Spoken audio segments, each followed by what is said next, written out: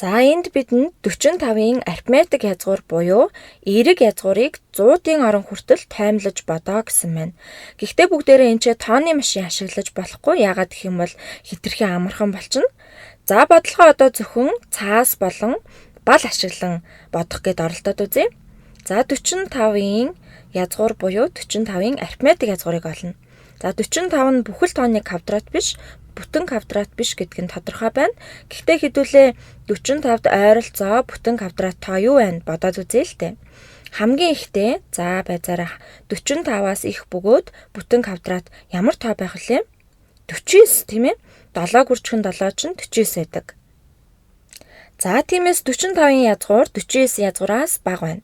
Харин 36-гийн язгуураас их байна. 36-гийн язгуур 36-гийн арифметик язгуур нь 6 байна. За харин 49-ийн арифметик язгуур 7 шүү дээ. Тийм учраас энд гарах хариу маань 6 ба 7-гийн хоорондох тоо гарах нь байна. За тэгэхээр бүр наривчлаад харах юм бол 45 маань 49-өөс 4-өөр бага, харин 36-аас 9-өөр их тоо байна.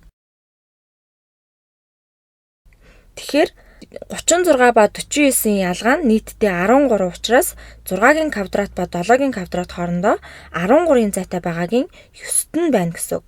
За баримжаалах үүднээс яах вэ гэхээр бүгдээрээ язгуур авч байгаа болохоор тийм ч хэлбэрхэн хариу гарч чадахгүй. Гэхдээ шугамаа хамаарал биш. Гэхдээ 6-аас ер нь 7-гийн хоорондох л тийм тоо боторхой тоо гарна гэсэн үг. За мөн 6-аас илүү 7-д илүү ойрхон байх болно. Яагаад гэх юм бол 45 нь энэ зайны 13-ны 9 дээр байгаа. Энэ хавцаа байна гэсэн үг. За зайныхаа 3-ны 2 хавцаа. За 6 7-г хэдүүлээ 5-гаар туршаад үзье. 6.7-г хэдүүлээ 5-гаар туршаад үзье.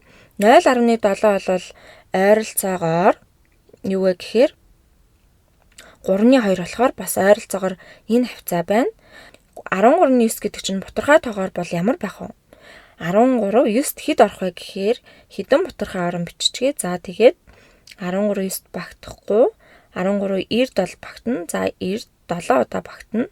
Биш юм байна. 6 удаа багтана. 6 3-ын 18. 6 гүрчгэн 1 нь 6, 1-ийг нэмэхээр 7. За дараа нь хасаад энэ маань 12 гарна. За тэгэхээр бараг 7 удаа орчихлоо. Энэ дээд талын утга бараг 0.7. За тэгэх юм бол 120-д 13 хэдэн удаа багтах вүлээ? За бараг 9 баха. Тэгэхээр 9 удаа багтана. 9 удаа 9-ийг гүрчгэн 3, энийг дарах юм байна. За 9 3-ын 27, 9-1-ийн 9, 2-ыг нэмээд 11, ингээд 3 үлдлээ. За хариу нь 0.69 гарлаа. Тэгэхээр 6.7 гэж их ойрхон таасан байх шүү. За энэ харьцаа 36 болон 49-ийн хоорондын 0.69-тэй тэнцв. Тэгэхээр бүгдээрээ 6 болон 7-гийн хооронд барагцаагаар 0.69 явна. За ахин сануулхад энэ бол ойролцоогоор бодож байгаа. Яг нарийн хариу нь биш гэсэн үг. Бүгдээрээ эхлээд ийм ойролцоолол хэрэглэн хэр ойрхон очихыг харж болно. За тэгэхээр бүгдээрээ 6.7 гэд үзье л дээ.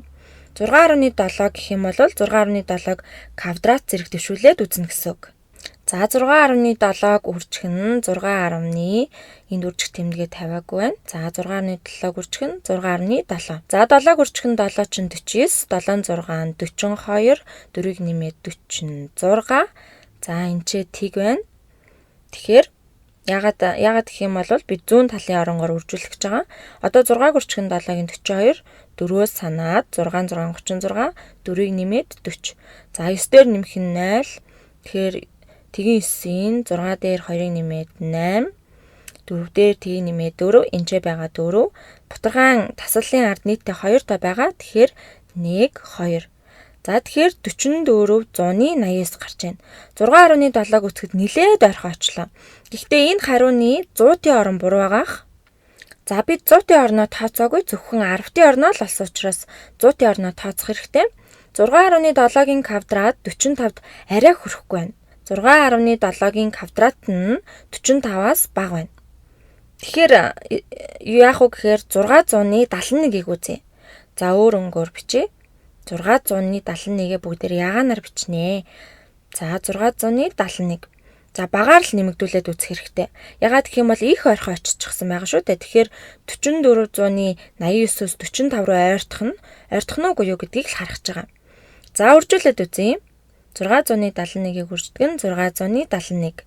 За тооны машин ашиглаж болохгүй гэж үзэж байгаа шүү дээ. 1-1-1, 1-7-7, 1-6-6. Энд ч тэг байна.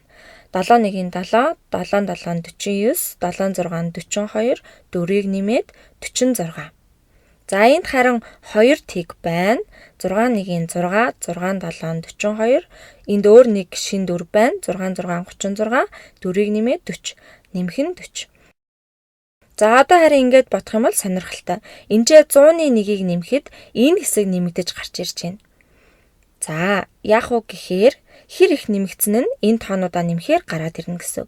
За энэ ч маань 1. За 7 дээр 7-г нэмээд 14, 1 дээр нэмэх нь 6, нэмэх нь 9 тэнцүү 16, нэмэх нь 6, 22 гарна. 2 дээр нэмэх нь 6, нэмэх нь 2 гээд 10 гарна. Тэгээд 1 дээр 4-ийг нэмээд 5, дараа нь энэ 4-ийг буулгана. Таслалын ард яах вэ гэхээр 1, 2, 3, 4 орон байна. Тэгэхээр 1, 2, 3, 4. Тэгэхээр 671-ийг квадрат зэрэг төвшүүлэхээр 45,10,241 гарч байна. Тэгэхээр 671 арай их байна, тийм ээ. За тэгвэл бодоод үзье. 6.7 нь 45-ын язгуураас бага байхыг олсон. За мөн энэ нь 671-ээс бага байна. Яагаад гэх юм бол үүнийг квадрат зэрэг төвшүүлэх юм бол 45-аас арай их тоо гарч байна. Гэхдээ энд анхаарах гол зүйл нь үүнийг квадрат зэрэг төвшүүлэх юм бол 6.7-гийн квадрат нь 4489 гарна. За 4489 нь 45-аас 100-11 зайтай. За харин энэ тал 671-ийн квадрат бол 45-аас 100-2.4-ийн зайтай. Тиймээс энэ талын тоон 45-д илүү ойрхон байна, тийм ээ. Тиймээс 100-ийн орны баримжаагаар бодох юм бол 671 нь зөв байх нэ.